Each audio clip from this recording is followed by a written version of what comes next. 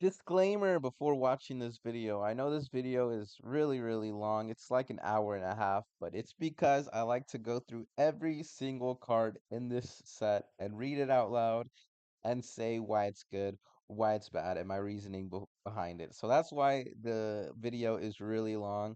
If you want a extremely in-depth guide, this is it. And my other disclaimer is that I got my braces tightened couple days ago. My mouth hurts, and while recording this video, it was after my braces got tightened. So it hurts to talk, it hurts to open my mouth, it hurts to eat. So if I do say some words weird, or I talk slow, or I just do some weird stuff, it's because my mouth is in pain, and my mouth is still in pain. I'm gonna go eat some ice cream. Yo, what is up, guys? Today I decided to make my very own OP15 pre-release guide, the only one you will need. So I'm going to go through this assuming that you already know how pre-releases work, you already played the game, and you already know all the rules to the game.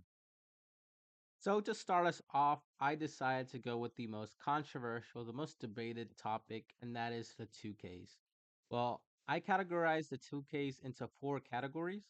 The first being your vanilla 2Ks, all of which being 5/6 of every single color. Then you have your utility 2Ks. These are the 2Ks that you will never be playing for the most part.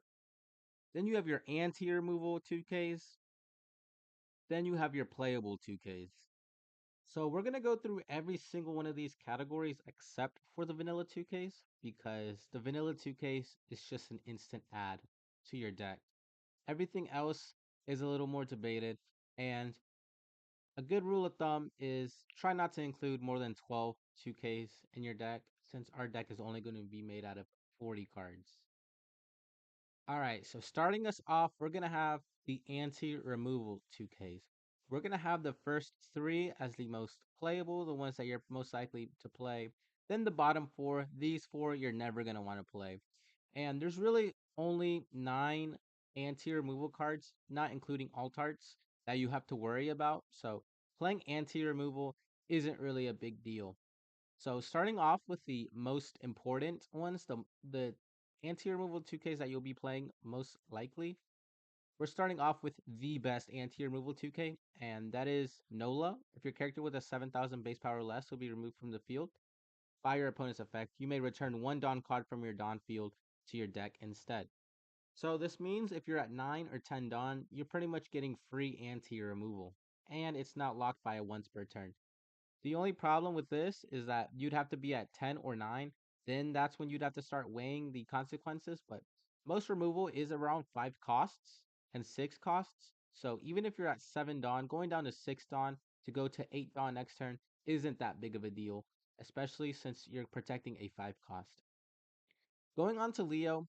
Leo is your next best card because on the sim and from what I read here, if your character base power 7,000 or less will be removed from the field by your opponent's effect, you may place one of your characters at the bottom of the deck instead, meaning that you could play this Leo, then your opponent will try to remove one of your cards, then you can just bottom deck your Leo. It can protect itself, it can protect all your 7K lesses, and it can just bottom deck itself. So it is only one use, but it does only cost one Dawn. Then your next best anti-removal 2K would be Perona. If your 7K power or less will be removed from your field by your opponent's effect, you may trash a card from your hand instead. Hand size is very important in sealed, since there isn't a lot of cards that can draw, but this set there is quite a bit of cards that can draw. So if you don't have either of these characters, then Perona is your next best bet. Then we're gonna move on to the 2K removal cards that you never want to include, starting off with Kaku. Kaku isn't good because it is just way too specific. It has to be a black character and it has to have a base cost of 5 or less. Then you would have to place 3 cards from your trash to the bottom of your deck instead. So his on play does help out with his effect, but you're not going to have that much trashed cards in a sealed battle. So not only is it super specific, but you're only going to have so many uses, maybe 3 uses max. Then moving on to Bonnie. 7k base power or less would be removed by your opponent's effect. You may take a life instead.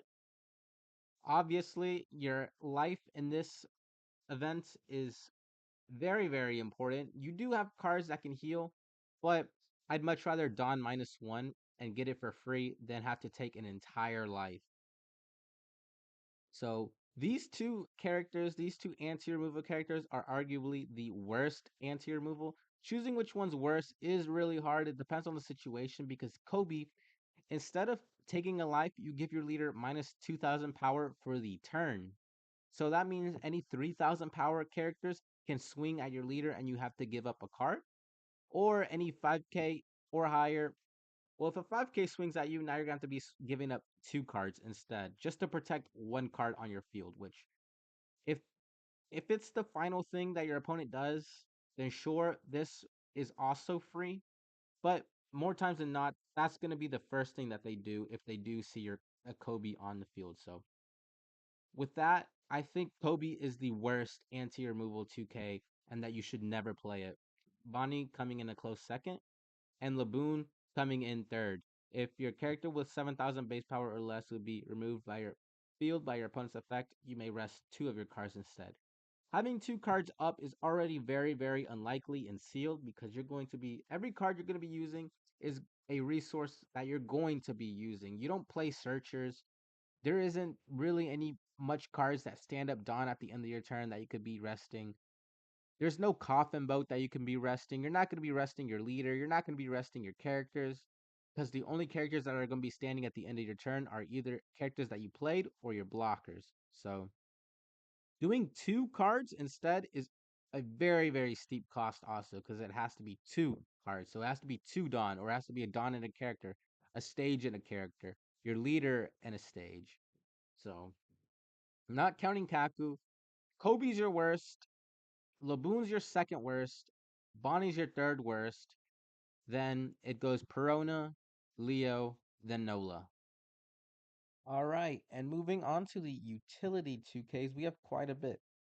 So, with utility 2Ks, you don't build your deck around 2Ks. Rather, you put 2Ks to fit your deck. And I think that's the best way to describe these specific 2Ks is that you wouldn't put these 2Ks into any deck. You would put them into hyper specific decks. So, you would put these brothers into Don Krieg, or you would put Spoil into Brook. And why I say that is because do not expect to be playing any of these 2Ks. These utility 2Ks uh, are not going to be played. They're only going to be used for their counter. So starting off, we have Moda. Please look at top 7, then reveal a Lulusia Kingdom card and add it to your hand. Then you bottom deck the rest.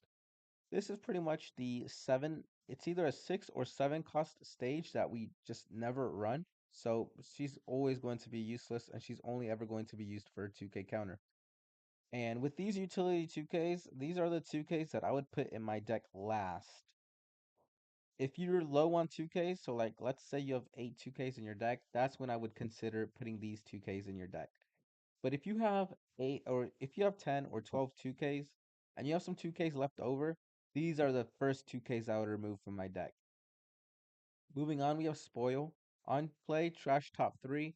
Then you can trash this character, and if you have 15 or more cards in your trash, you can give a Rested Dawn to your leader or character. Well, we're never going to have 15 cards in our trash. It is sealed, so we're never going to be able to use this activate main. Onto the brothers. This just gives a Rested Dawn to one of your opponent's characters. Pretty useless if we're not playing a character that can utilize it, like Don Krieg. Sanji. Sanji is just a trash top 5, and if we're not building a deck around the trash, then this is just useless. We have Higuma next. Then you just give a Dawn, and then you give a character minus 1k. Essentially, you're paying 1 Dawn to get 1 Dawn value. You're only getting minus 1000. This could have some synergy with the Rush Krieg or something like that, but or the Mihawk utility card that I don't have on this, but I'm gonna have on the next slide, which is the playable 2Ks. This guy would actually be a little useful, but again, very, very specific. It's just hyper specific to be used. Then we have Ginny, another hyper-specific card. If you may rest this character, if there are two or more characters with a cost of 8 or more, up to one of your Revolutionary Army type leader or characters gains plus 1000 for only this turn. If it was till the end of your opponent's next turn, maybe, but having two 8 or more characters is already hard enough. And you're only getting awarded 1000 power for it, isn't worth it. Now we have this girl, which we just place a card from your opponent's trash at the bottom of the owner's deck. If we're going up against someone who is really utilizing their trash, who needs their trash, like Brooke, then sure, this card would be good. But we're not playing up against leaders like that. Now we have Alpha. You trash top three, then you give your opponent -1 cost. Just useless to give any card minus cost. Then we have Goro. Reveal one card from the top of your deck. If the revealed card has a cost of 2 or less, add up to one Dawn card from your Dawn deck and rest it. Well, we're not going to be running a lot of cards that cost 2 or less. So already getting this effect is hard enough, but it also costs 3 Dawn to maybe ramp 1. Not worth it. Then we have Pincers, probably the most playable utility 2K right behind Higuma. It is, if your leader has 0 power or less, give this card in your hand -2 cost. At its worst, it's a 4 cost 2K blocker. It's a 4 cost blocker with 2K counter. And finally, we have Helmeppo. You may trash this character, play up to one sword type character with a cost of 3 or less, other than Helmeppo from your hand or trash. There is nothing that costs 3 or less that has the sword type character. So this probably your most useless 2K that you would never want to play out. Okay, then moving on, we are going to go to our playable slash must include 2Ks. These are the 2Ks where if you see them, then you want to auto include them onto your deck. So starting off, we have Gone Fall. If you have a Sky Island type character with 7,000 power or more, give this card in your hand -3 cost. So as you guys could tell, it says character with 7,000 power, not base power, but just normal power. So in the sealed set, there is 3 characters that have a base power of 7,000 or more. There's the Robin that heals 1 and plays a character from your hand. There's the 5/7 Rush Luffy, and there's the 10 cost Rush Anel. But at this card's best, it is a 1 cost 4K rest a card with equal or less than number of your opponent's life cards. So you could play this card, then you could rest a character like this Pacifista, this 1 cost blocker, if your opponent only has 1 health and you're going for game, for only 1 Dawn. Really good card if you need to rest a cheap blocker. Moving on, we have Conus. Conis. These Sky Island people have weird names. If you have less life cards than your opponent, you draw 2, trash 2. A good way to filter out your hands. If you can't, then it's a 2K, and it has a really good trigger of draw 2, trash 1. Since our deck is going to be made of 40 cards, the chances of us getting a trigger from our life, well, getting this card specifically as a trigger from our life is going to be higher because we have less cards in our deck. Then we have Mont Blanc Noland. Dawn times 1 when attacking. Up to one of your Calgara cards gains rush during this turn. You may be asking why would we include this card? Why is this a must include or a playable card? Well, this card is pretty much just like a vanilla 5/6, only that it's 1 Dawn cheaper. It does 1,000 less, but it has the added bonus of this little extra text that you could maybe use. So the deck only has 1 Calgara card, and it's not that bad. You wouldn't use it for its effect, but I do believe it's a 3/5. And if you can get this card on the field and get the Calgara down, then the Calgara pretty much just gets free rush. If you don't have anything better to play, you could just play this Noland. It's pretty much like playing a 5/6 vanilla, which we've already discussed. 5/6 vanillas are an instant include. Then we have Braham. Braham on KO if your leader has the Shandian warrior type, add 1 card from the top of your deck to the top of your life cards. So we're not including this card because we think that we're going to be healing one. Rather, we're going to be adding this card because we know that this card isn't going to be KO'd. And at 3/4, all we have to do is, well, we pay 3 Dawn one turn. Then on our 5 Dawn turn or on our 6 Dawn turn, all we have to do is just give this card 1 Dawn and he's swinging for 5,000. And your opponent isn't going to want to KO him because if he does, then we just heal one. And all he's doing is removing a 4,000 power character from the field. So for only 1 Dawn, our opponent is going to have to either give us a card, use a blocker, or take a life every single turn. And you can almost always bet your ass that this card is always going to be on the field because there's not a lot of removal in this sealed battle. Most removal is KO, and your opponent is going to want to get you a free life to remove a 4,000 power character. Same logic with this Luffy, but only that this Luffy becomes a 7,000 power character on your opponent's turn. Your opponent isn't going to want to swing 8,000, 9,000 on a character card that on your turn only has 4,000 power. So you play down this Luffy for 3 Dawn.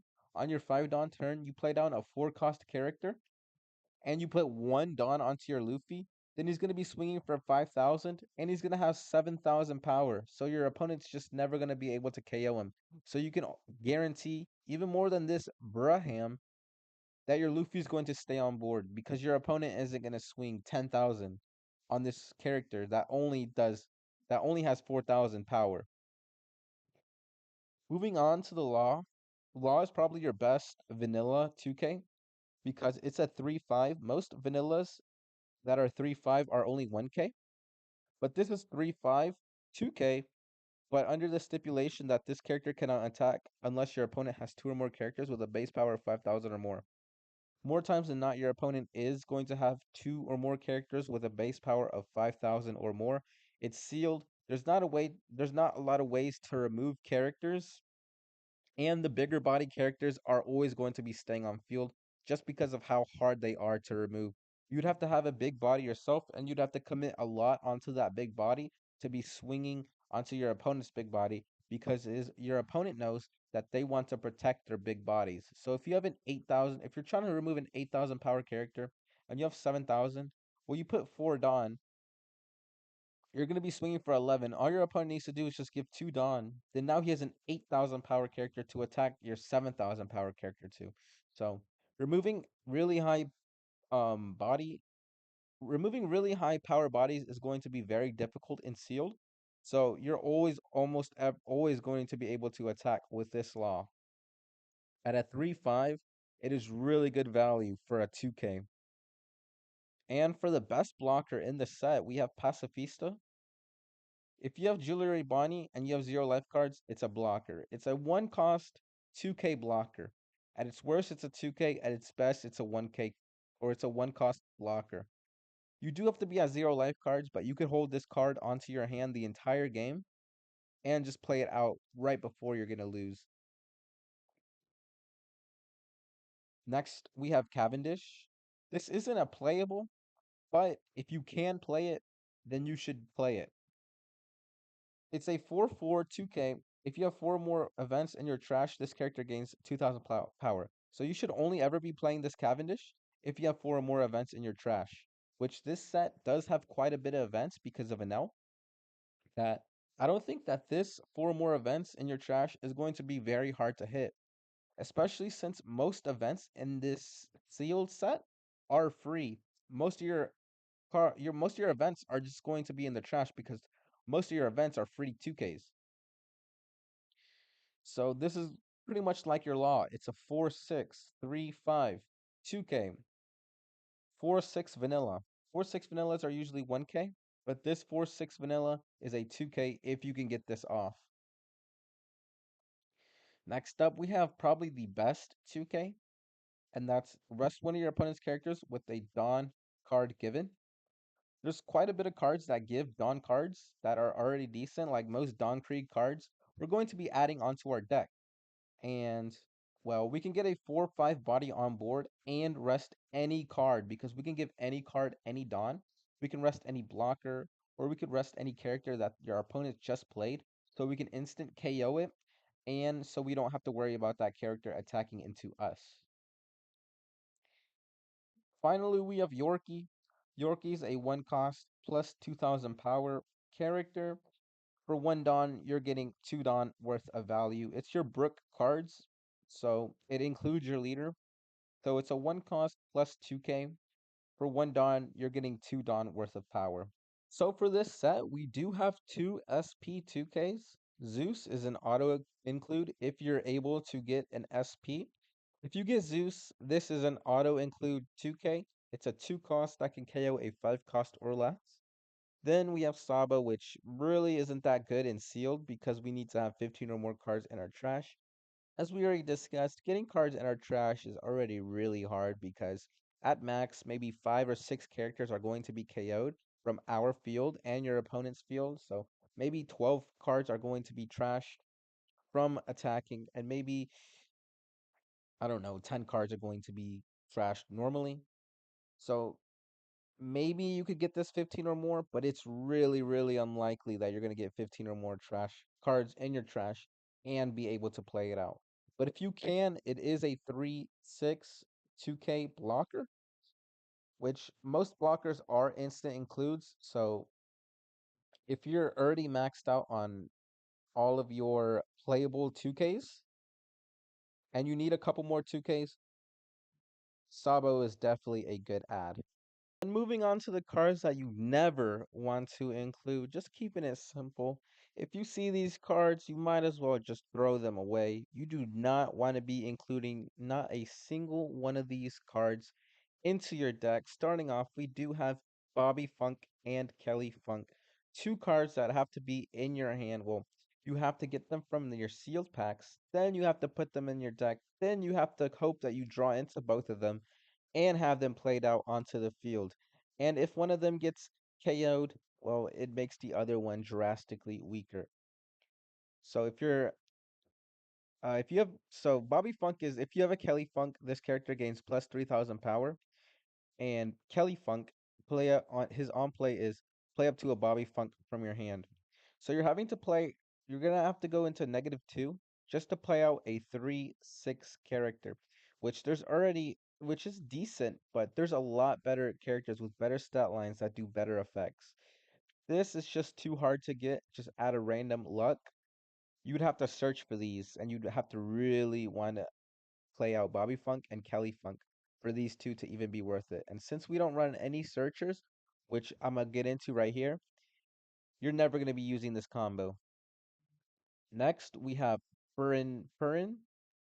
On play, select one of your opponent's rested characters. If the chosen character has equal to the Dawn cards given to it, KO it. This effect, it sounds decent until you realize that a lot of these characters that we're going to be wanting to play out are really expensive. And to KO these characters, well, your opponent would have to put, like, even if we want to KO a 5/6 Borsellino, 5 Dawn would have to be put onto that Borsellino. Just putting 5 Dawn onto one character, period, is already something that your opponent is just never going to do. 5 Dawn onto a character, at that point, your character or your opponent would rather develop his board or play out events than to slam all Dawn onto one character and to attack one character. So you're never going to be using this effect. If he was a 2K, we'd include him, but since he's a 1K, he isn't worth it. Then we, of course, have any searcher. Just any searcher you see, just don't include. Although there is a couple of 2K searchers, like the Sky Island Nami or the searcher that searches for a stage. And out of all the 2Ks, the searcher 2Ks, like the Viola, are the last characters that you want to be putting in your deck for 2Ks. Like that is bottom of the barrel 2Ks. Next up, we have Lulusia Kingdom. This card on your opponent's turn, all your characters with a base cost of 1 gain 5,000 power. And on play, set the power up to one of your opponent's characters to 0. This is kind of like an Ain, but for 7 Dawn, and it isn't a attacker.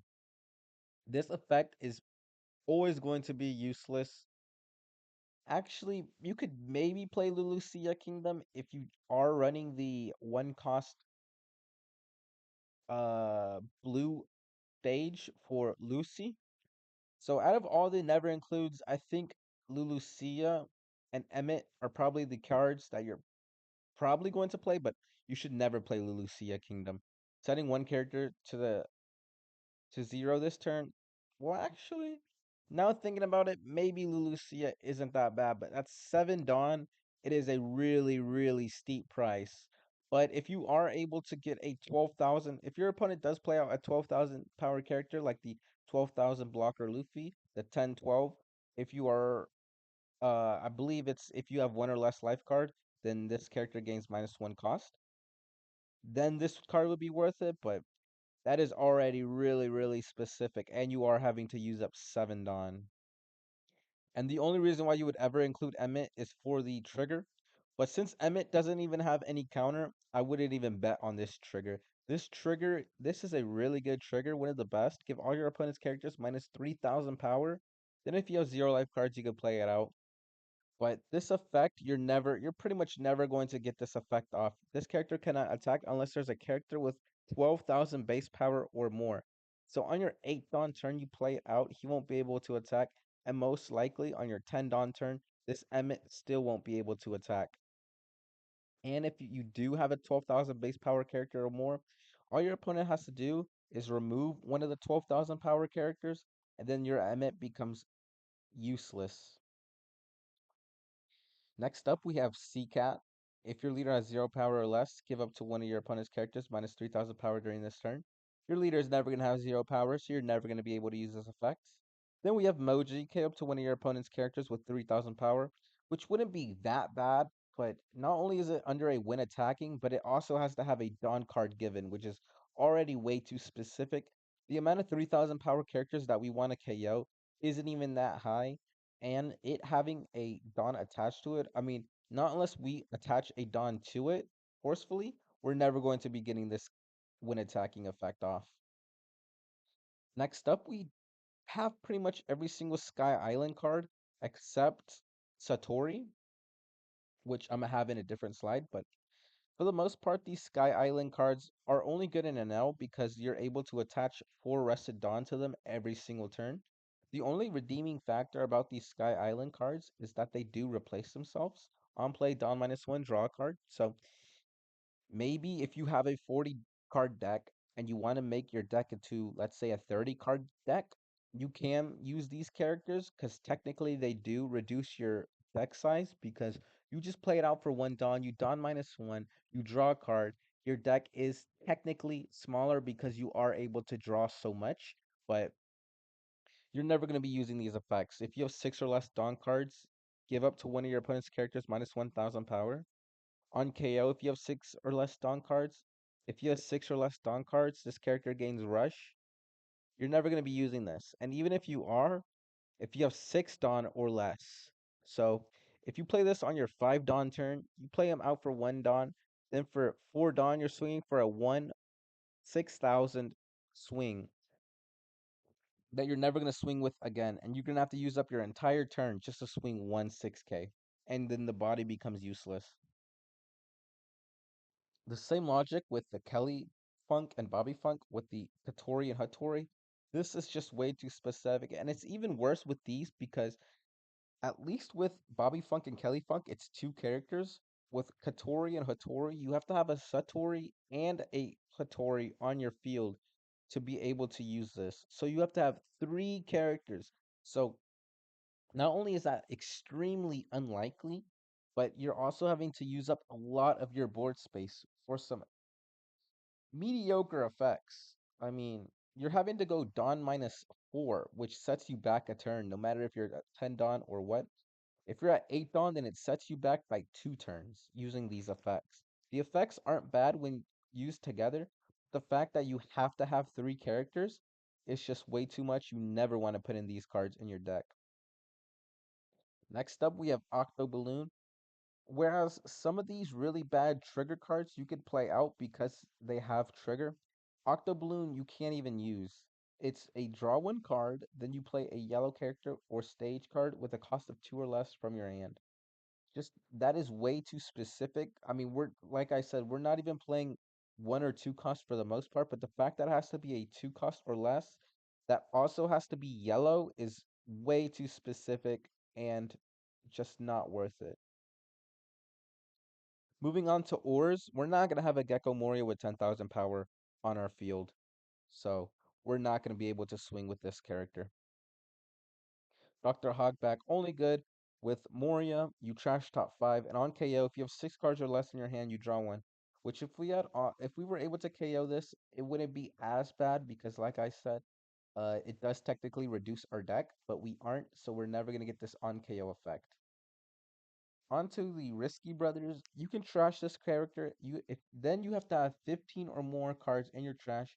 Then up to one of your Monkey Do Luffy characters gains Character Rush and the Slash attribute.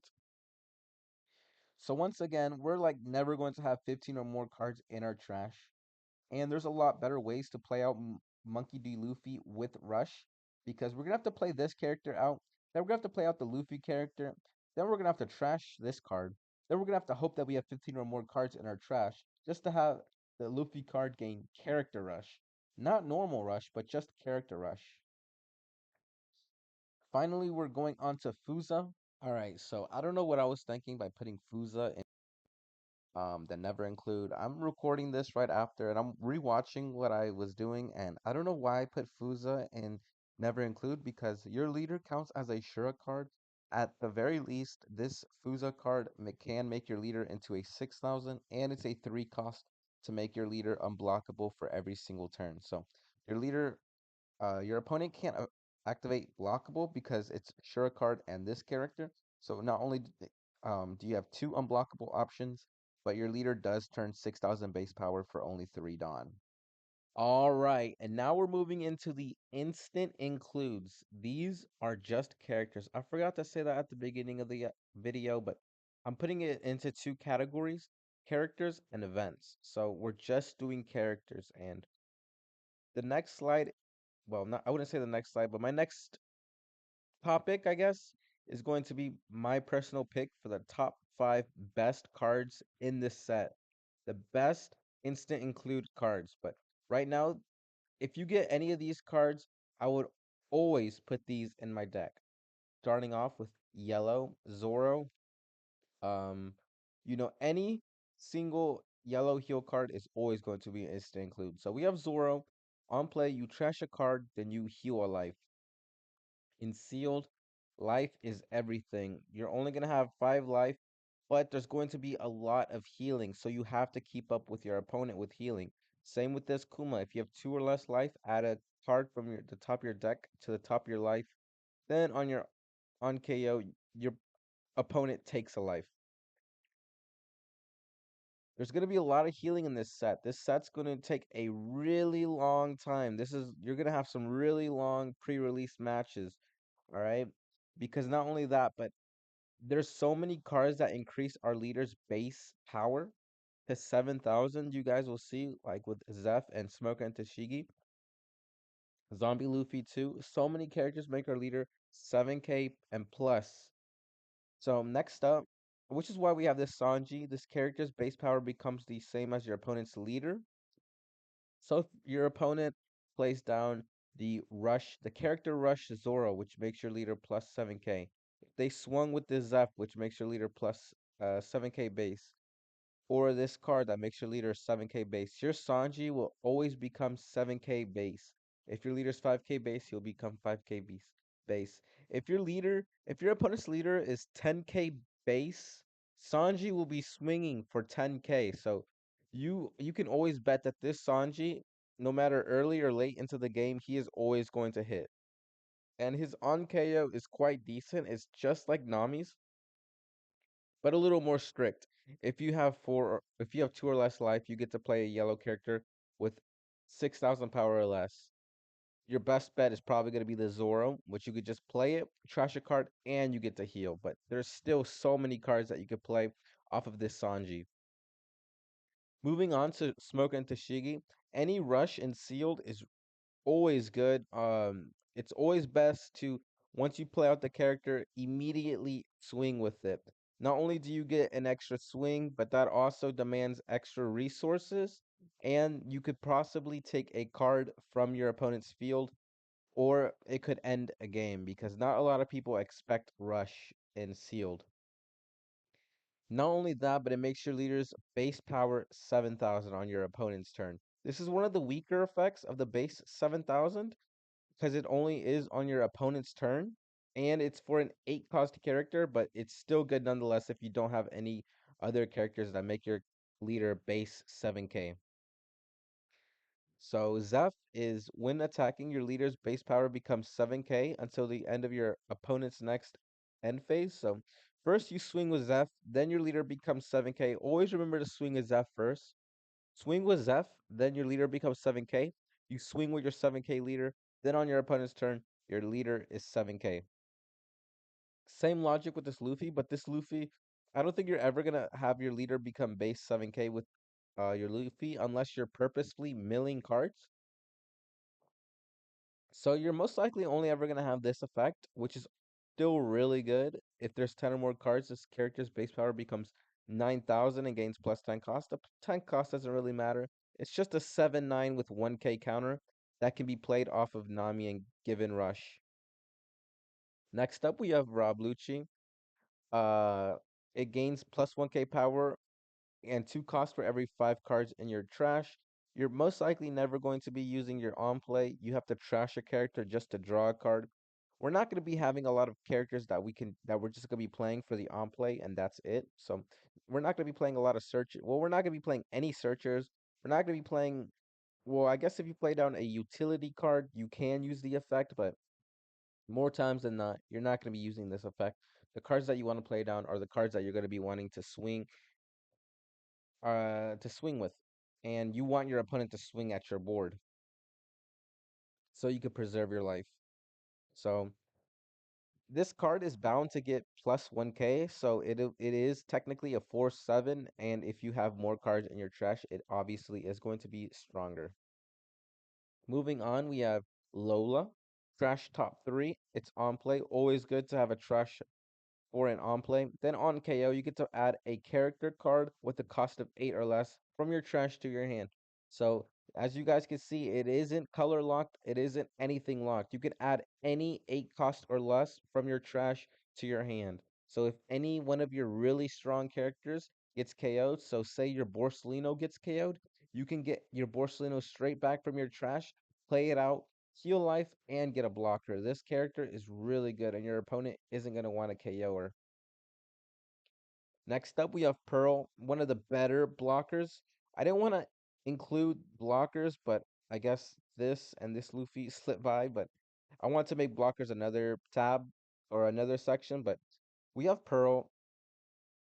It is a 4/6 blocker. It gains plus 2k power, and it's on KO. You get to KO one of your characters with a base power of 6,000 or less. 6,000 is a really high number to hit. I mean, just looking off this, you can hit the Zoro, you can hit Arlong, you can hit Brook. Last page, you could hit Zoro, Sanji, Lola, you could hit Rob Lucci, you can hit a lot of things with base 6,000 power or less. Moving on, we have Buggy. So not a lot of people like to include these characters that swing less than 5,000, but I really like to include these characters because if I ever need to swarm board, it is a lot easier to. And these characters have an on KO where it draws a card. It's this character, and there's another 3, 4, I believe, that it's on KO, it draws a card. Card draw is really important in sealed, and depending on how you manage your hand size, could really dictate whether you win or lose the sealed match. So it's when attacking is mediocre. I mean, eh, you're not really going to use it that much. You're mainly using it for a 3/4 attach one Dawn. You're swinging 5k, 5k, 5k, and it's on KO. You get to draw a card. So it replaces itself. Now we have Barto. On play, you get to activate a Dressrosa type event card with a base cost of 3 or less from your hand. Whether or not you're going to have it doesn't really matter because not only does he have anti removal, but he is just a 4/6, which is just a really good stat line.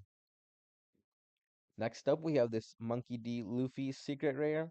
If you have 1 or less life cards in your hand, this card gets -1 cost, which doesn't really matter for us. We're not having 1 extra Dawn up doesn't really matter. So more times than not, you're gonna be playing this for the full 10.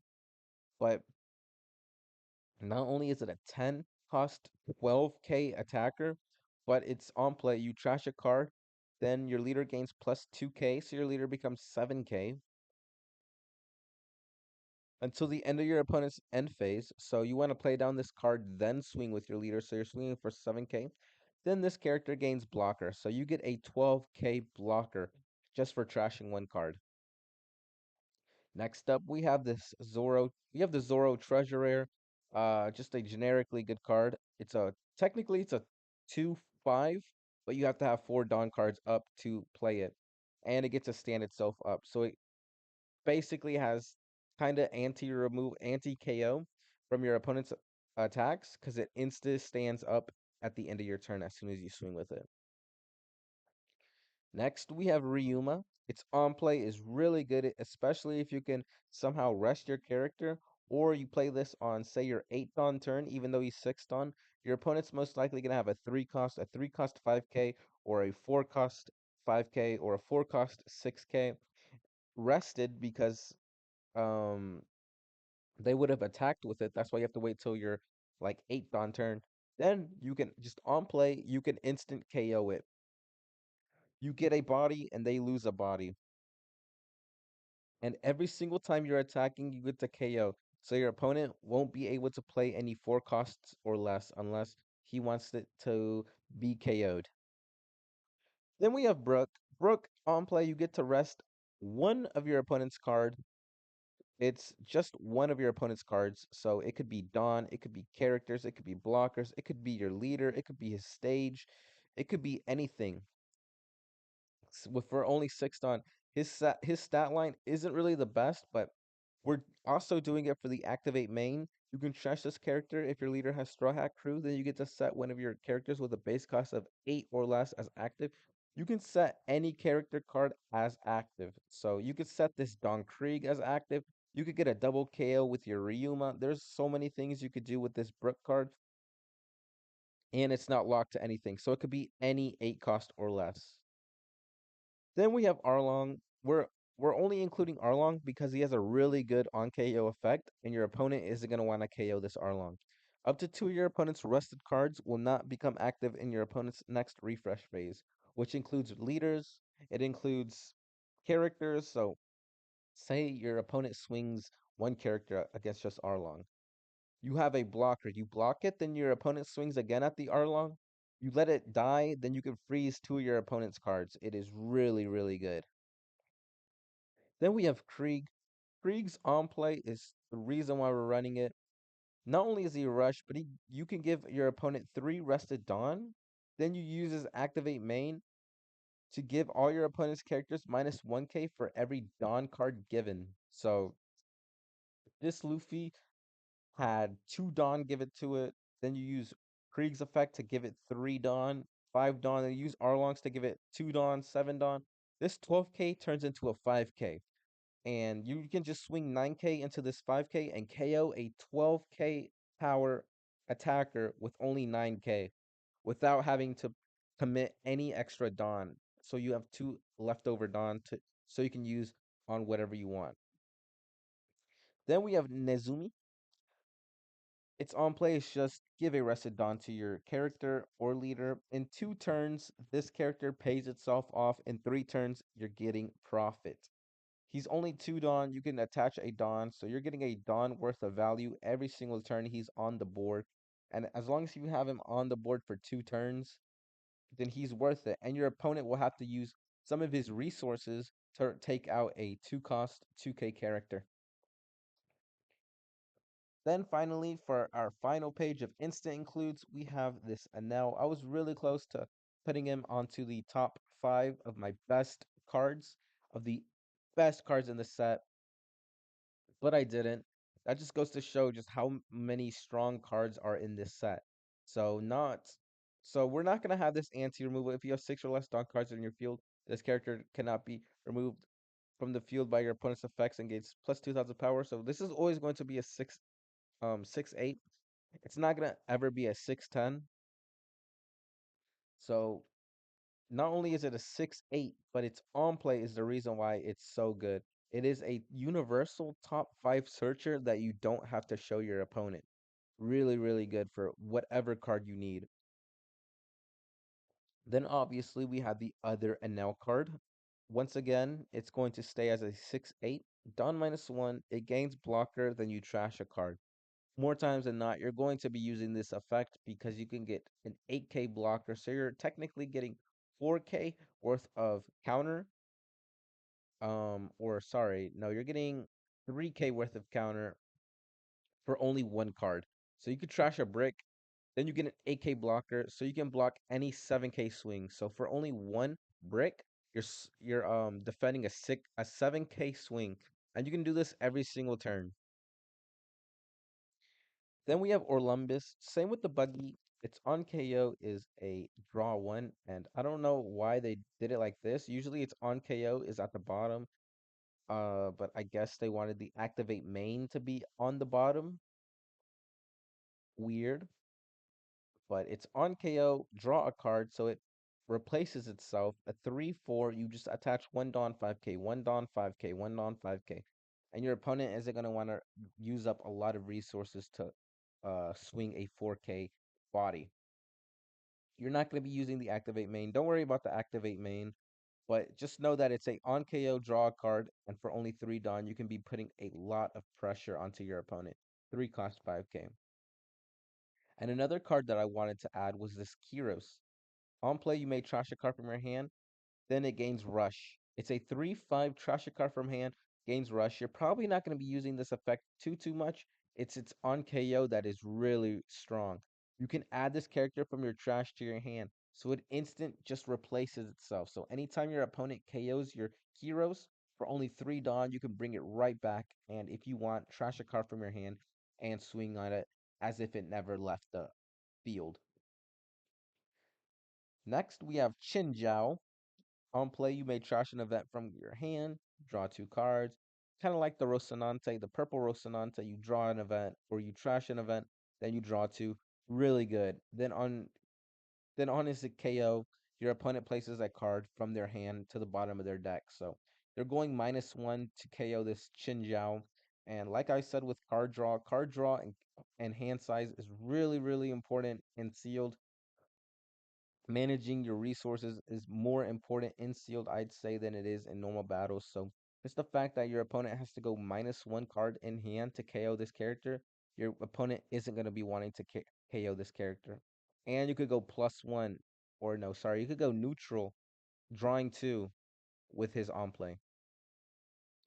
This is another character that I want to add on to the really, really strong cards. It's on play, you get to add a card from the top of your life to your hand. Then if your leader is Straw Hat, you can add a card from the top of your deck to the top of your life cards. So it technically just replaces itself. And if you use, say, Wiper and you see that the top of your life isn't good, like if it doesn't have a trigger, then you can play out this Robin, take the top life, then have another shot at getting a trigger. Then you get to play a Sky Island type character card with a cost of 5 or less from your hand. Or you could play out Wiper, which is a card that I added right here. And we also have Chopper. We also have some other options like we have this Zoro that we could play. Zoro probably being one of your better cards. Just Zoro in general is just a really, really good card. Just so broken. For 4/6, you're trashing one card. It's pretty much like Kuma, but 2 Don cheaper, but you don't have the on KO. There's a lot more Sky Island cards that you can play out using your Robin, but they're not instant includes. But if you do have this Robin, definitely do try to add as many Sky Island cards as you can so you can at least have this Robin and some random Sky Island card that you have. But Wiper is probably going to be one of your better ones. Uh, or that Rush Luffy, the 5/7 Rush Luffy. Chopper, just a generic 4/6, any vanilla. Usually, I always add any vanillas. You can never go wrong with a vanilla. It's either really good statted with OK counter or decent statted with 2K counter. So Wipers on play, you turn one card from the top of your life face up, then you give all your opponent's characters -2K. So if you really need to go for board, you play down a Wiper, then you give your entire board -2K. If your opponent has 3 characters on board that are rested, then you play out Wiper. You're getting 6 Dawn worth of value for only 5 Dawn, and you get to use this activate main. So you're technically getting 7 Dawn worth of value, 7 Dawn worth of instant value for only 5 Dawn, and you still get a 5 cost 6k body on the board. So, moving on to the big five, these are my personal picks for what I think are the best 5 cards in the entire set. If you get these cards, consider yourself lucky. So, first and foremost, obviously, the Borsalino, you get to heal one and you get a blocker. Not much can be said about this. I mean, you heal one and you get a blocker for 5, 6. It's a 6k blocker at that. So, any 5k swing, you get to block for free. Next up, we have probably one of the most broken cards in sealed this set. All your ohm cards and this character gain double attack. So see, as it says, ohm cards. So this includes your leader. So all your ohm cards base power and this character base power becomes 6k. So for only 3 Dawn, you can turn your leader into a base 6k on your opponent's turn. Not only that, but now your leader gains double attack. So you just throw all the Dawn onto your leader and you swing, and you can be hitting for 2 times because your leader counts as an ohm card. And this Holly also has double attack. So if your leader has 2 life, you can swing with your leader, then you can finally swing with this Holly, just trying to hit once for the double attack. Next up, we have Nami, one of the best cards because you can play your characters from the trash. You don't actually have to have it in your hand. You just needed to have it in your hand one time. You could use it as counter. Then once it's time to play it out, you can play it out like the zombie Luffy. So if you don't know, you get to play a Straw Hat Crew type character with a cost of 7 or less from your trash. Then this character, the character played gains rush. So you could play out. There's so many cards that you can play out. You could play out this Robin, which lets you heal one, draw one, then play a 5 cost or less. So for 8 Dawn, you're playing this 8-6. Then you're playing a 7-7. You're gaining a card. Then you get to play a 5-6. Really, really good. You get to develop 3 bodies. One of them gets rush. And if you don't have the Robin, you could get the Chopper. If you don't have the Chopper, you could get this Zoro. You could play down Sanji. You could play down the Nightmare Luffy. There's so many cards that you can play out. You can play out the Brook, give it rush. On play, rush the character, then you get to trash it and set a character as active. So just a really, really good finisher too if you need her as a finisher. Next up, we have Kobe, and I think that this is a sleeper pick because his your turn, once per turn, when a character when your opponent's character is KO'd, you draw a card. So drawing is really important in sealed. Resources are really limited because not a lot of cards draw or go neutral. Whatever you play is whatever you play. Whatever you draw is whatever you draw. There's not any searching, not unless you have this 6-8 and now. So even if you're able to get 2 cards from this Kobe, it is still really worth it because now you're +1 and your opponent is always going to be using as many resources to get this body off the field because your opponent does not want you drawing any cards. And on top of that, this Kobe is anti-removal too. You just have to trash 1 card from your hand, which the card that you're going to be trashing is most likely going to be the card that you get from your draw. So you're going to be going neutral, while your opponent is going to be going negative. Then you have your Rush Luffy, just really, really good. More times than not, this character is always going to have Rush. Then if your opponent activates an event or blocker, you get +1k power for every 1 cost the top of your life is. So like let's say you have this 8 cost Nami at the top of your life. Well, now your Luffy's swinging for 15k. So you want to be swinging with your Luffy last. That's what you guys need to remember. Swing with this Luffy last. So your opponent has to not block anything and not use any counter events so he doesn't buff this Luffy and you get a guaranteed hit anywhere you want. And of course, if you do get any of the SPs or treasure rares, Those are all instant includes unless you get the Boa Searcher, the 2 cost Boa Searcher that is ran in Rayleigh. That's the only card that you wouldn't add into the deck. But any treasure, any SP, any manga, those cards are always really, really good, and you want to be including any one of those into your deck.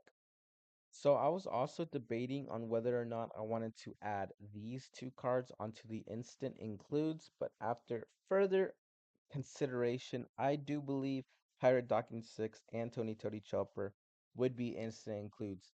Pirate Docking 6 because it's a 5/7. It already has really good stats, and you get to play any 2 cost or less Straw Hat Crew type character from your trash.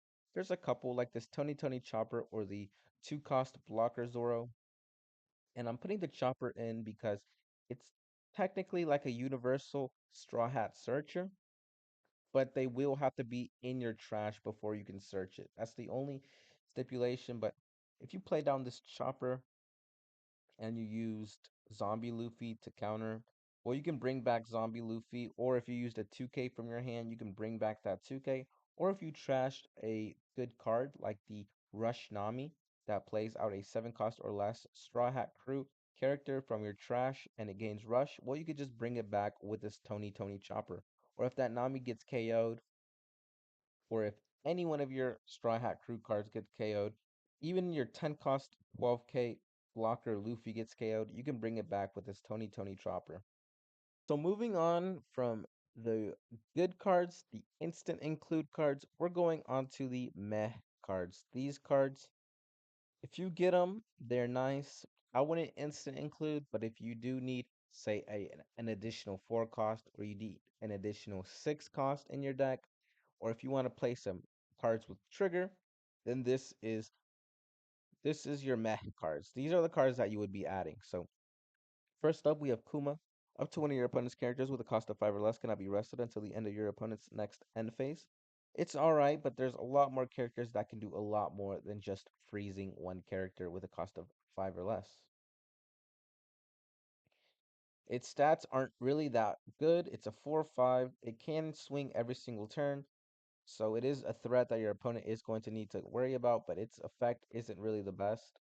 Next, we have Hody Jones. Set your Fishman type leader as active, then add a card from the top of your life cards to your hand. The reason why I added this card as a meh card is because if you are swinging, let's say your leader's base power is 7K, and you're swinging for 9K with only 2 Dawn attached, if you are in a winning position, so let's say your opponent went from 2 life to 1 life with your 9K swing, and you have 3 life, then you can play down this Hody Jones, set your leader as active if you know you can hit again for guaranteed. So let's say your opponent has now 2 cards in hand and you can swing another 9K and guaranteed additional hit. You can play down Hody Jones. Your opponent goes down to 0 life, which there is some unblockables in this set. Your leader go or your opponent's leader goes down to 0 life, and then you only go down to 2 life.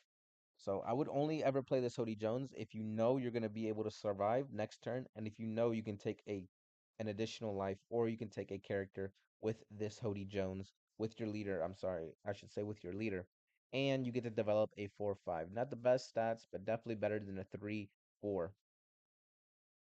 Then this one's probably going to be a surprise. It's Amazon. You may rest this character. Your opponent may return one of their active Dawn cards to their Dawn deck. If they do not, give up to one of your opponent's leader or character cards plus 2K power. So your opponent has a choice on whether or not they want to return an active Dawn, which can really mess up their um calculations. It can mess up. So say that they have 7 Dawn and they want to play a Borsalino out. So they give 2 rested or 2 active Dawn to a character and they're swinging with it. Well, you rest Amazon, then then they have to return one of their active Dawn. So they're gonna have to go from 5 to 4. And if they don't decide to do that, then you can give their leader or character cards minus 2,000. So you can make their leader from a 5K to a 3K. You can make their 6K swinger down to a 4K. You can make their 5K swinger down to a 3K, and this character gets rested. So your opponent is also probably going to want to swing at this Amazon. So I'd also counter as a pseudo blocker because your opponent is going to be wanting to attack into this Amazon. So your opponent's going to be wasting an attack on a 0 power character for only 3 Dawn. For only 3 Dawn, you're disrupting your opponent so much. Then, any cards with trigger. So, like this Genbo, I have them over here too. Draw a card. Then, if you have 2 or less life cards, you get to play it out. If you want to go gambling, there's quite a bit of cards with trigger. I think there's like 10 cards with trigger. We do only run a 40 card deck, so the chances of us getting trigger in our life, if we add quite a bit of trigger, is always higher. And there's a lot of cards that make us take life and put life. So if we find out that the top of our life isn't triggered, then we could just take life, then add the top card from our life or from our deck to our life. Then we have this Calgara. If you have the Rush Noland character, you can be playing out this Calgara, but for the most part, he's decently statted at 3, or I wouldn't say decently statted. This is really good stat line, 3-5, but unfortunately he has no counter. You won't ever be using this on play. You trash a card, then you search top 5 for a Shandian Warrior or a Noland. You have to go -2 just to maybe go neutral, which is, even if you search one card, then you're still going -1. So I wouldn't really put that risk of, if you aren't able to find anything, well, now you just went -2 for one character for no reason. So Calgara, if you have the Nolan, definitely include it, but if you don't, then this character could wait till the end. Next, we have this Tamakiri. On play, you trash this character, then you add 1 card from the top of your life cards to your hand. You get to KO one of your opponent's characters with a cost of 6 or less. He has decent stats at 5-6. And if you need him as removal, he can be removal. So he's very flexible. If you need him as a 6 cost removal, he's there. If you need him as counter, he's 1k. Or if you just need a 5 cost character, well, he's also there. And it's a you may, so you don't have to use this effect. Next, we have Erouge. You may trash a supernova type character card from your hand. This character gains rush this turn. More times than not, you won't be using this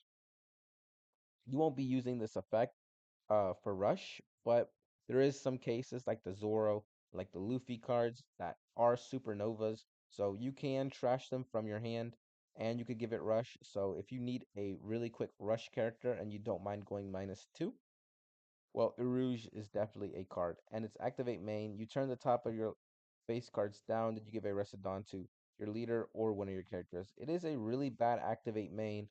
I mean, you're never going to be using it anyways, but it's decent statted. It has counter, and it has an on-play rush if you really need it. Finally, we have Jin, and we have Kuma, just another character with a trigger.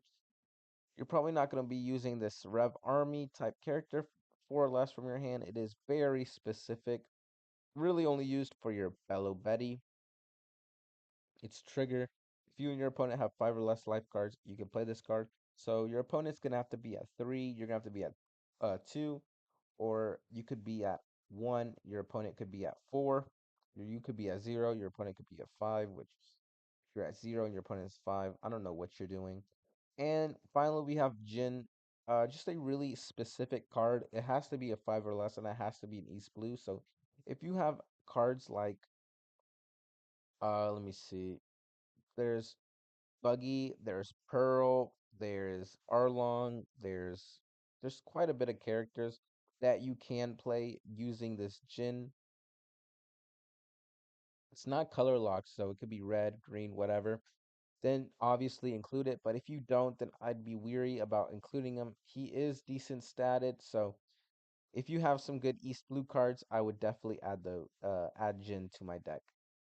Next up, blockers. So this set has so many blockers. Not only does it have so many blockers, but it has so many good blockers that this is why I say that this sealed format is probably going to be one of the longest, because there's so many cards that make our leader base 7k, and there's so many good blockers, and there's so many good healing cards that this is just going to drag out for a really long time. I already know it. So starting off, for not in any particular order, but we are going from some of the best blockers to some of the worst. which there's not really any bad blockers in this set because I wouldn't really say a blocker is a bad blocker. A blocker is always gonna get value. And any even if you get a 4 cost 0 power blocker to block a 12k attack, it is for on 1 card that you are paying to block a 12k swing. So with that logic, I wouldn't really say any blocker is a bad blocker, but there is definitely some blockers that you need to prioritize over. So the best blocker in the set is this Borsellino. We already went over it. Blocker on play, you get to heal one. So you get to heal one. Technically, it replaces itself because you take the life. Now you draw a card. It could be a trigger. You replace it and you get a 5/6 blocker, so it can block any 5k swing.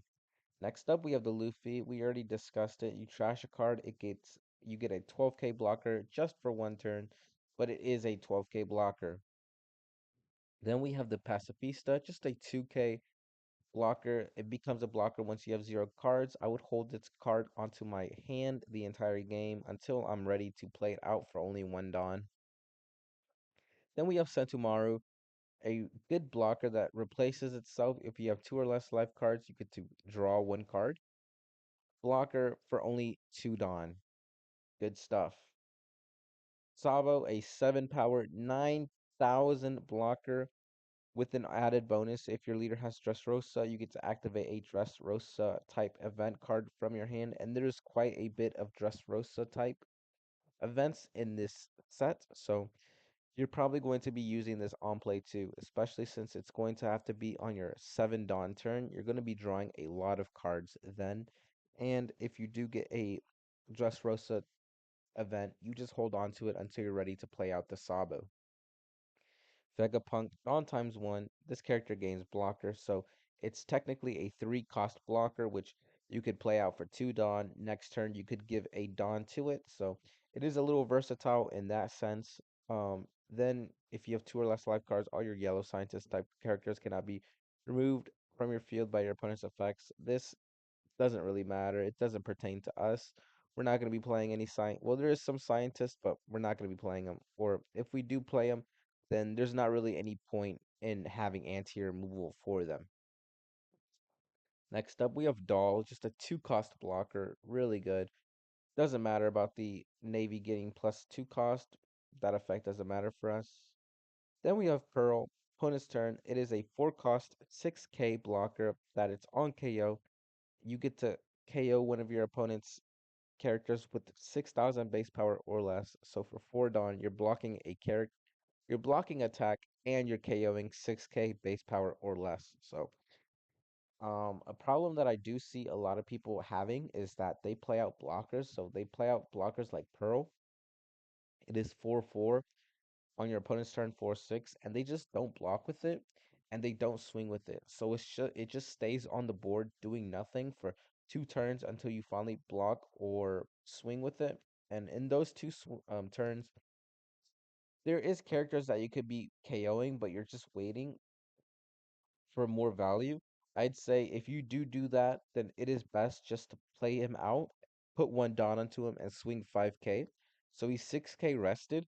So your opponent has to swing 6k at him, and if he does KO him, then you get to KO one of your opponent's characters with a 6,000 base power or less. So this is a character card that your opponent won't be wanting to attack into. So he is a 4 cost where you have to keep putting a Dawn onto him. So you can keep swinging 5k. Then once you're ready, once you need him as a blocker, that's when you stop swinging with them. You let him stand up for a turn, then you get to KO and KO a 6k base power or less. Next up, we have Akuro. You're only going to be using this effect if the character that you're giving the Rested Dawn to already has an attached Dawn, because is on play, you give 2 Rested Dawn to your opponent's character from your cost area to one of your opponent's characters. Then at the end of this turn, one rested character with 3 or more Dawn cards given will now become active in your opponent's refresh phase. Now, unless you have some of the Krieg Pirate cards already played down, you're only going to be using this effect if your opponent already gave a Dawn to a character, a Dawn or more. So next up, we have these blockers. We starting off, we have the Sanji blocker On play, up to one of your characters gains unblockable during this turn. Just a really good, just a generically good unblockable for any character on your board. 3 Dawn, you give it unblockable, then with the 7 Dawn, you boost it up. And if that fails, well, you have a blocker on your board. Or if you need to go, oops, where's my laser? Or if you need to go for a character and he has a really cheap blocker like this Rebecca, well, you just give it unblockable so you can guarantee KO it. Speaking of Rebecca, we have Rebecca right here. Top three, you reveal a Dressrosa type card. Then you place the bottom at the you then you place the bottom at the then you place the rest at the bottom of your deck. This is technically only a 2 cost blocker. You play it out, then Dawn times 1, it gains blocker, but it also has potential to replace itself with a Dressrosa card. So I'm definitely going to be, if I do get Rebecca, I'm definitely going to be adding every single Dressrosa type card in my deck because most Dressrosa, most of the Dressrosa cards are really decent. Next up, we have Robin. She has a really good on play, draw 2, trash 2. And if you have 10 or more cards in your trash, this character gains blocker, a 7k blocker. She's not going to be a blocker once you play her, but maybe she'll be a blocker at the end of the game. More times than not, this isn't going to be a blocker, but if you do have 10 or more cards in your trash, she does become a blocker. Then we have Usopp. Usopp's on KO is rest one of your opponent's leader or character with a cost of 7 or less. So you're almost always guaranteed to be able to rest something on his KO. So you just block and he can't be rested by your opponent's effects. Then we have the Zoro, just a 2 cost blocker that can be brought out with the chopper, or it could be brought out with the pirate docking 6. Just a 2 cost anti removal blocker, but we're not really using him for the anti removal, but we're using him for the blocker effect. Then we have Koala, just another reason why to fill your deck up with Dressrosa cards. You reveal one Dressrosa event from your hand, then you place, or from your deck, top 3 from your deck, then you put it to your hand, then you put the rest at your bottom. It's a 3 cost blocker. Good stuff. Any 3 cost or less blockers are generally always worth it. Then we have Morgan. Morgan, a 5/6 blocker. Decent stats, decent blocker, and if you do have Jin, you can play it off of him, off this 6/7 Jin. And speaking of which, I don't know why these 2 cards didn't load when I was doing the mech cards, but we have Absalom. On KO, you get to add a Thriller Bark Pirate card from your trash to your hand. A good target from this would be your 2k Perona. Just adding an additional 2k back to your hand after you used it is good stuff, replacing itself with a 2k. Then we have Alvita.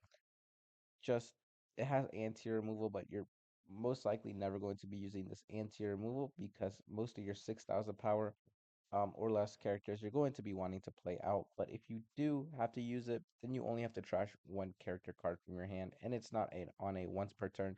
And just like Krieg, her effect is meh. So back to this. Morgan, if you have Jin, you could play it off of him. Or if you need a 5 cost character, then he's a 5/6 blocker with a decent effect with the Meh Krieg effect. Then we have Sai, a 5/6 just like Morgan, but arguably better in certain situations. So if you are running a heavy event focused deck, which I would recommend, then you just trash an event from your hand and you get to draw 2, just like how we saw with the last card where you trash an event from your hand. Is it right here? No, he isn't. It's one of these cards. I think it was an instant. Yes, it was Chin Zhao. You trash an event from your hand, then you get to draw 2. You just go neutral, drawing 2 cards, cycling out your cards, and filling your trash up. Then we have the now. We already went through this. Just a 6/8 blocker. You trash a card, but that card is getting you 3k block worth of value, 3k counter worth of value for only trashing it. So you could trash a brick and get 3k worth of value from it. Then we have Pincers, a 2k. but if you do need him in a pinch, get it? You can play it out for 4 Dawn and get an expensive blocker because this character isn't ever going to have -2 cost. Then we have the really bad blockers. I wouldn't really add these blockers. We have Raki. You have her on play. It's a 4/4 blocker. On play, you get to play a Shandian warrior type character with a cost of 3 or less. Really, the only character that you will be playing her off of that will still be worth it is the 2K Braham. Um, the on KO, you get to add a card from your deck to your life. You could play it off of Raki. I wouldn't really use her as a blocker. I would use her as an attacker, as a 4 or 5 attacker, but that's just me. Using her on plate maybe is the only reason why I'd ever play her out. Because at 4/4 as a blocker, it's not really that good. Then we have Yama. His on play, he is a 3 cost blocker, decent 3 cost 4K blocker that you get to play a Heavenly Warrior or a Vassal with a cost of 1 from your hand. So you're not really going to be having any vassals. Those are the 1 cost characters that replace themselves. The Dawn -1, draw card. Those are the cards that you want to be avoiding putting in your deck. So you're never really going to be playing this on play because you're either going to have a Heavenly Warrior, which is right here, which is a really bad blocker, or you're going to have a Vassal, which you're not going to be wanting to play a Vassal from your hand. But at 3 Dawn, this is a decent blocker. Even the worst blockers are still always decent. Then we have probably the worst blocker. If you have 6 Dawn or less, it gains blocker. But once you go past that, then this character is just a sitting rock. It is a bump on the log. He's going to be doing more harm than good because you did have to use up a Dawn and you did have to go -1 for nothing. And of course, if you do get the treasure rares or the SPs, like there's a SP 10 cost Edward Newgate or the blocker Sabo, obviously include those cards into your deck. So now transitioning from the characters, we're moving on to the events, the good ones, and I decided to put the Dressrosa stage because I kind of do count this as an event or very close to an event. At its worst, it's a 1 cost draw one. So once again, you're making your deck smaller because for 1 Dawn, you are drawing a card. And on your opponent's attack, you may rest this stage. You can trash an event. It turns any event into a 2K power or stage. So if you are running that 7 cost stage, or you could just trash it and make it 2K power. Then we have this Dawn Krieg card. It is only for your Krieg pirates. For its counter event, 1 Dawn, it is a 4K for only your Krieg cards. So you're only going to be using it for your leader. 1 cost 4K. Then for 1 cost, you can use its main. Up to one of your opponent's rested characters with a cost of 8 or less, that's 2 or more given cards, will not become active. So using the Krieg pirate cards, the East blue cards, we could give characters Dawn. Then we can freeze any 8 cost or less character for only 1 Dawn. Then we have Distorted Future. If you have 2 or less life cards, give one of your opponent's characters -3K power. So for 1 Dawn, we're getting 3 Dawn worth of value at 3K power. And well, it's even better than 3K or 3 Dawn worth of value. Depending on how many times your opponent does counter, it is just stacking on value. And for 1 Dawn, your leader can gain plus 3K. So for 1 Dawn, 3K, not bad. So now we have a Rayleigh event. For 1 Dawn, you can give it active Dawn to one of your Rayleighs, so including your leader. Then you give one of your opponent's characters -2K power. So for 1 Dawn, you're getting 2 Dawn worth of power. I wouldn't really use it for this effect, more as it's just a free 2K counter. And if you need it, a 2 cost for 1 Dawn. Then we have I'll whip you into shape. For 1 Dawn, one of your sword type leader or characters can attack active characters during this turn. So this includes your leader. So if your leader is like a 7K base power, you can use 1 Dawn and you can attack a character that your opponent just played if your opponent doesn't have any more rust characters and you really want to go for his board. 1 Dawn, you can swing active characters. You put in all your Dawn onto your leader. You swing the active character that your opponent just played. Now your opponent only has one swing. That's with his leader, and he's going to have to develop his board again. And at its worst, it's a one cost 3k power for your leader. Now we have barrier bowls with a really good trigger. You can give one of your opponent's characters minus 4k power during this turn. But for 3 Dawn, you're drawing a card so it replaces itself. Then your leader becomes plus 1000 power. So if your leader is a 7k base power, your leader is now becoming an 8000 base power. Or if your leader is a, I don't know how we would get to this, but a 9000, it becomes 10,000. 8000 becomes 9000 for 3 Dawn, and it replaces itself. And we do have to remember that this is Dressrosa. Because it's Dressrosa, it automatically bumps it up by some. Because we were playing some Dressrosa searchers. We're playing the 7 cost Sabo, so we want Dressrosa cards in our deck. Then we have this Fire Fist card. You're not really going to be wanting to play this out. You're going to be wanting to play it out with the Sabo because it does make this card for free. But even its effect is really good. For 7 Dawn, your leader gains plus 3000 power. Then you can give one of your opponent's characters minus 8k. So you're getting 11 Dawn worth of value for only 7 Dawn.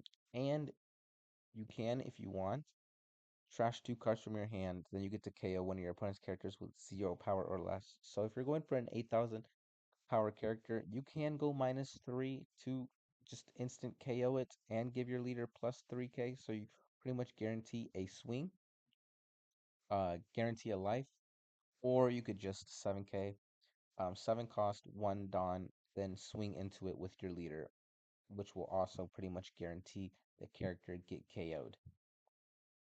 Then we have go ahead and use them, Mr. Luffy. You're not really going to be using this second effect because we already, our Dressrosa cards that we're going to be playing already have blocker, like the Sabo, but we're going to be using it for the draw 2. It's pretty much like a Sanji's peel off. 3 Dawn, draw 2. Card hand size is really important in sealed. So, would you let me eat the flame fruit? Trigger, it's pretty much just this, but for free. And for 7 Dawn, or playing out the Sabo, you can draw 2 cards, then your leader gains double attack and 3k power. I would be a little more weary about using this for 7 Dawn because you do get to draw 2, which is 3 Dawn. Then you get plus 3k power, which is 4 Dawn, so it does technically pay itself and gets double attack for however much Dawn you want to add on. I don't know how much Dawn equivalents would double attack be, but for 7 Dawn, I mean, you are getting your values worth, but I don't know. If you can afford it, I would, but obviously, if you can't, I would rather develop my board. Then for the most part, all the Enel counter events we are going to be wanting to play. So like Lightning Beast Kitten, Dawn minus 1. If your leader is Enel, you draw a card, you give one of your opponent's characters minus 1k power. So at 10 or 9 Dawn, this event is free. You get a free draw and a free minus 1k, and it is a free plus 2k in your hand. So there's a lot of cards that just draw one. So if you want to put in a lot of vassals, a lot of these Sky Island cards, then you can technically, well, I guess yeah, technically be playing with a 30 card deck because you will be getting a lot of cards that just automatically draw cards. So you will be technically playing with a 30 card deck. You just put in the strongest characters in your deck, and you will be seeing them more times than not than playing with a 40 card deck. Lightning Dragon, you draw a card, then one of your opponent's rested characters with 6,000 power or less will now become active. This is a really easy target. Your opponent will definitely have 6,000 power or less characters, and this is for free, and you get to draw a card. Really good card right here. Then we have Mama Ragan. For Dawn minus 2, you draw a card. It is a little more expensive, but you do get to rest a character with 5,000 power or less. This card is able to hit so many things, and it does replace itself, but its counter event is, I don't know, I'd say it's decent. If you're able to pull it off, I'd always do it, but if not, then there's no point because you won't be able to if you're leader. Up to one of your leader character cards gains plus 1k power. Then if you have 6 or less Dawn cards, you get to draw cards. So I'd only ever use it if I have 6 or less Dawn cards on my field, just so I can get the card draw. Because there's not really a point in using a free 1k counter when you have an effect this good. Then we have a just our generic 0 cost 3k counter card. You're not really going to be using this unless you really need to trash cards. This is a good way to do it, but it's a 0 cost, turning any card into technically a 2k counter, then this card itself counts as a 1k counter. Or it could be flipped. This card is the 2k counter, and it turns any card into a 1k counter on top of that. Then we have Gum Gum Golden Rifle, probably one of your best event cards. If your leader has Straw Hat Crew, you trash one card from the top of your life cards, and you add one card from the top of your deck to the top of your life cards. Then you trash a card from your hand. Guys, if you don't know, you can use this effect if you're at 0 life, and you can heal one. So you can pay one, trash one, and you get to heal one. And at its worst, it's a 4k counter for your leader. So this card is always an instant include. For one Dawn, you're able to heal 1 life. And you're going -2, sure, but you only had to pay 1 Dawn. So from events good, we're going on to events meh. I'm so as you guys can see, a lot of these cards do have trigger, and just like how I said with the last characters, meh. If you're adding a bunch of these cards that have triggers, you're bound to at least get one trigger, at the very least one trigger. So adding these cards as just you need a little extra fluff and you don't know what to add, adding these cards with triggers are definitely a good option because these effects aren't really that bad. It's just the trigger is always better for us. So starting off with Gum Gum Hot Tua, we have add a card from the top or bottom of your life cards. Then you get to add a Egghead type character from your life to your cards face up. Then you give one of your opponent's characters -2k. So for with this card, you're only ever going to be using it for the draw two trash one trigger. So if you're going for a little more luck based, then you definitely can add this card and hope that you get it for the trigger. You draw two, trash one. Same thing with this Black Rope Dragon Twister. It's not as good. You turn the top of your face, you turn the card from the top of your face cards face up. Then if you have a character less than your opponent, you get to KO one of your opponent's characters with a cost of 6 or less, then up to one of your opponent's characters with a cost of 5 or less. So this is our best removal right here. It's a 6 cost that can remove a 6 cost and a 5 cost. This is really good stuff right here, but under the stipulation that you have to have less character cards than your opponent, and it is at a steep cost. Its trigger is pretty good, but you just have to remember that you cannot be equal to it. You have to have less characters than your opponent. Then we have Just Watch Me Ace. It's a 4 cost. If you have 4 more events in your trash, give this card in your hand -3 cost. I'd only ever add this card if you do have more than, I'd say, 8 events in your hand, because if you don't, well, then this card is just going to be dead weight in your hand. It's going to be a 4 cost counter that gives a character -3k for the turn.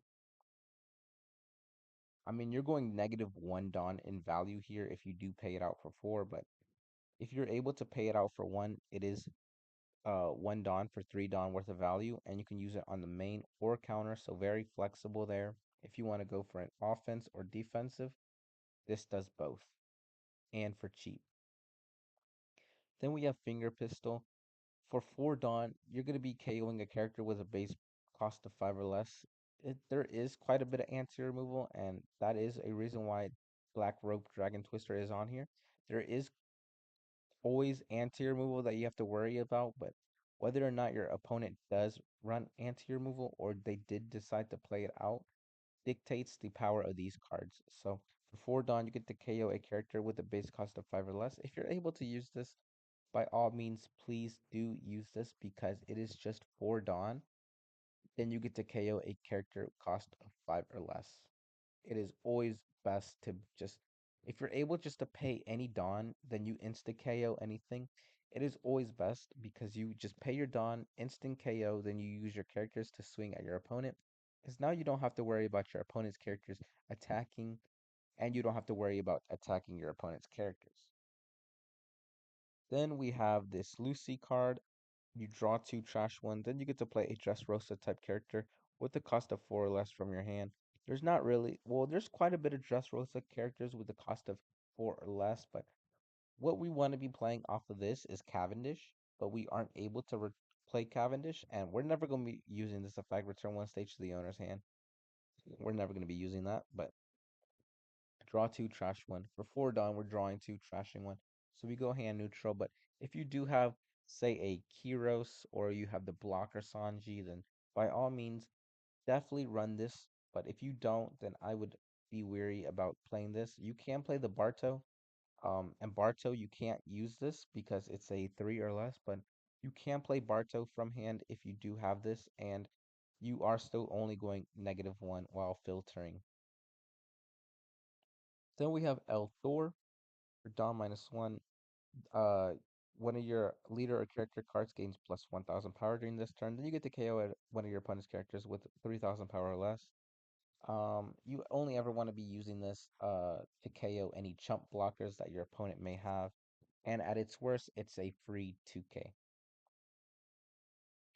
Then you have this Hiso, a draw one card, so it replaces itself. Then you give a Rested Dawn card to your Sky Island leader or character. So there's pretty much zero downsides in playing this. I'm not sure why I didn't put her in good. I didn't really think about it. Um, but other than you're pretty much going back a Dawn. So if you're on 6 Dawn, then you're only going to be able to play out 5 Dawn, or if you're at 10 Dawn, you're only going to be able to play out 9 Dawn. But it replaces itself, and you do go neutral in cost, and its trigger is really good. If your leader has Sky Island type, draw two. This I would insta add any day of the week. I would insta add Hiso. Finally, we have Impact Dial. If we're able to get this from trigger, this is one of the best triggers in the set. You just get to get a free KO with a cost of four or less. Its main is decent. KO one of your character cards with a cost of four or less. So you can be KOing cards like Zoro or any three cost 5Ks. If they have a buggy on board, you can KO it. You know, any card like that, you do get it KO'd, but you do have to take a life for it. And finally, we are on events bad. There's not really a lot of bad events, but the bad events are really bad. So starting off with now we have Very. Dawn -1. If your leader is an out, you get to draw a card. Then one of your character gains plus 2k. At its worst, it's a draw one. So it just makes your deck a little bit smaller. But at its best, it's just a free 2k counter. So I wouldn't put this effect. I wouldn't put this in your deck unless you either want a free 2k counter or if you're just looking to draw a card and make your deck a little bit smaller. Then we obviously have any searchers. Uh, Not good. Trigger not good. Just don't include this card into your deck. Then we have this event. I find it embarrassing as a human being. If you have 10 or more cards in your trash up to one of your opponent characters with a base cost of 5 or less cannot attack until your opponent's next end phase. Having 10 cards in your trash is already going to be hard enough, but having 10 cards and this event to be able to use with a base cost of 5 or less is just way too specific and I don't think worth your value or worth putting in your deck. And its trigger isn't that good either. Then for Then for our final bad event, we have Gum Gum Storm. You may rest one of your Dawn cards. If you have 15 or more cards, uh, up to one of your Straw Hat Crew type leader cards gains plus 3000 power during this turn, and pretty much the same with the effect, but it's 4k power, and you have to have 15 or more cards in your trash. So, just like this Robin effect, having 15 cards in your trash is almost never going to happen, so uh, do not add this card to your deck, Gum Gum Storm. It's pretty much like the Krieg event, the one cost 4k, but only that the Krieg event is actually usable. All right, and now I want to go over some tips that I formed over all the years of sealed battle. So starting off is never take life early. What I mean by that is if you're able to, so say it's turn 3 and your opponent is swinging 3 or 5k, if I'm able to, I will always defend that with either a 2k or if I don't need it, a 1k. If the turn after they swing with two 5ks, I'm always going to defend those two 5ks if it's not giving cards that I'm going to be playing. So say turn 3, I'm going to be going on to 6 Dawn. I have a 1k counter on my 6 cost characters, so on my Brook, and I have this 5 cost character that also has 5 Dawn. If I know I'm going to be playing Brook next turn, then I'm not going to be playing that 5 cost character, then I'm always going to pitch that 5 cost character for the 1k counter and always counter out of it because that card is pretty much just dead weight in my hand. I already know what I'm going to play, and I'm not going to play that 5 cost, so there's no point in having it in my hand. So it's best to give it up as a 1000 than to give it up later as a 1000 on top of the 2000 that you're going to need when he swings for 7. Also, I really like to go second. Second's good because not only do you get that extra card draw on your second turn, but also your opponent has to act first. They have to swing first with their leader and they have to swing first with their characters. So you develop your board. They have some characters, they start swinging. You can start swinging at their board, and there's quite a bit of rush. So you could swing with all your characters. Your opponent's going to be aggressively countering. Then you can play down a rush character and catch him off guard and take a character because you went second. Another thing I like to do is flood board. That's why I like playing a lot of those the 3 cost 4Ks that draw a card like Buggy. It's that I'd rather have two 5k swings than one 7k swing. So a lot of people have a bunch of 2Ks. So they're going to be using their 2Ks when they can. And I don't like to give them value for their 2Ks, for all the 2Ks that they put in. Because most people now know that you want to spam your deck with as many 2Ks as possible. So I like to just swing really, really wide to get all the 2Ks out their hand, swinging 5Ks. So now they're having to give me the 1K counter cards. And the 1K counter cards are the cards that you want to get from their hand, which goes nicely into my final tip is that I never swing above 1000. So what I mean by that, so if their leader is 5000, I never swing 6000. If their leader is 6000, I never swing 7000. If their leader is 7000, I never swing 8000 because I don't want them to get any value from all the 2Ks that they put into their deck. I'd much rather get all their 1Ks from their hand and force them to play 2Ks than to get all their 2Ks from their hand and force them to play 1Ks, because as we all know, 2Ks all always have pretty bad effects. The 1Ks have decent effects, and the cards with no counter always have the best effects. And that is the end of the video. Thank you for watching. If you guys have any questions or any tips or anything that you disagree with, please let me know in the comments. I do reply to every single comment. But other than that, thank you for watching. Please like, subscribe, all that jazz. I'll be seeing you guys next time.